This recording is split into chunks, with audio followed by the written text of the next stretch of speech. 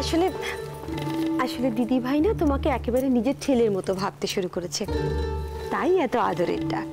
আমাকে কি বাচ্চা পেয়েছেন? সম্রাট, আমরা এনগেজমেন্টে এসেছি, এটা মাথায় রাখলে ভালো হয়। মাথায় আছে বলেই তো এনগেজমেন্টের আগে আমার পছন্দ অপছন্দ ওনাদের জানিয়ে দিতে চাই।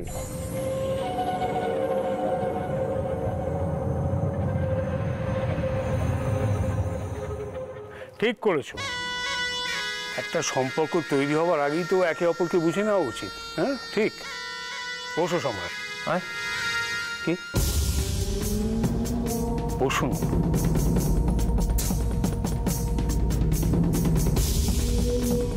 চা সর্বতে কি ব্যবস্থা আছে?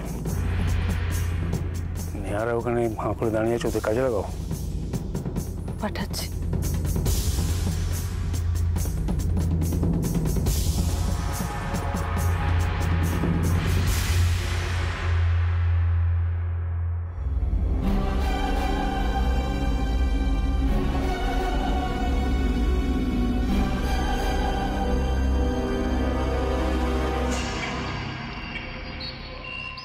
ওরা এসে গেছে বৌমনি।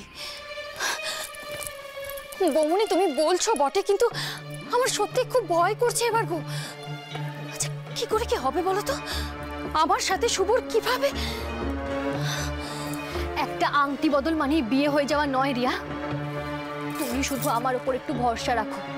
তোমার শুভকে যখন আমি তোমার কাছে এনে দিয়েছি তখন তোমাদের মেলাবো আমি। কিন্তু যেটা হচ্ছে সেটাও ঠিক হচ্ছে না। আমি মন থেকে কিছুতে এটা মেনে নিতে পারছি না। আমি আমি সম্রাটকে বিয়ে করবো না। কেন রিয়া? রিয়া এখন এটা ছাড়া আর কোনো উপায় নেই। এখন এত ঠিক ভুলের বিচার তুমি করতে যেও না। আর তাছাড়া কথাতেই তো আছে, যুদ্ধ আর ভালোবাসায় সবটাই নেয়। রিয়া তুমি শুধু একটু ধৈর্য ধরো, সব ঠিক হয়ে যাবে। বৌমনি কোনোভাবে যদি কিছু... তুমি কেন খারাপটাই শুধু ভাবছো রিয়া? কদিন আগেও তো তুমি এটা মেনে নেওয়ার জন্য তৈরি ছিলে, তাহলে আজ শুভকে দেখার পর থেকে কেন তুমি ভাবছো তোমার স্বপ্ন সত্যি হবে না? রিয়া হতে পারে তোমার বাবার অনেক ক্ষমতা, কিন্তু সব কিছুতেই ওনার হাত নেই। উনি চেয়েও তোমাকে আর শুভকে আলাদা করতে পারেননি, পারবেনও না। কিন্তু বৌমনি আজকে যেটা ঘটতে চলেছে সেটা আটকানো দরকার ছিল। জোর করে আমরা কিছু করতে গেলে শুভর বিপদ হতে পারে। তার চেয়ে যা হচ্ছে সেটা হতে দাও রিয়া। বৌমনি তুমি বুঝতে পারছো না, ওই সম্রাট লোকটার সামনে দাঁড়াতেই আমার কেমন ঘেন্না হয়, কেমন যেন একটা নোংরা চাহনি। তুমি এসব ভেবো না রিয়া, ভাবলেই তুমি দুর্বল হয়ে পড়ছো। হ্যাঁ তার চেয়ে তুমি সময়ের সঙ্গে তাল মিলিয়ে চলো।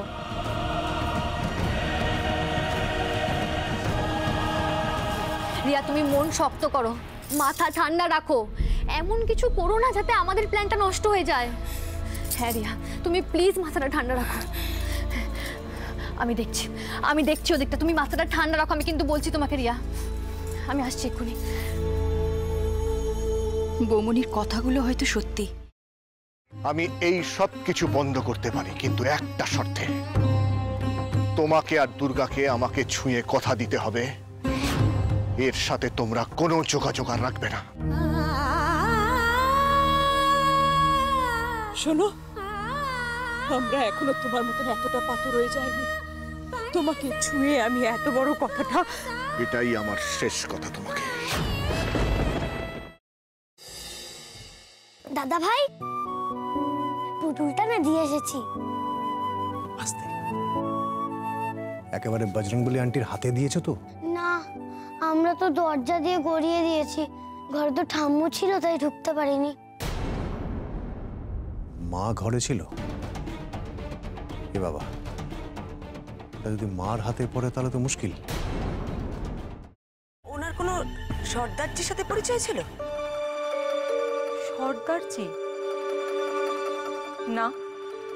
ঠিক আছে, আমি তাও বলবো আপনারা একটু ঠান্ডা মাথায় ভাবুন। আসলে আমার জানাটা খুব দরকার। আমি তাহলে আসি, কিছু মনে পড়লে আমাকে অবশ্যই জানাবেন। আচ্ছা।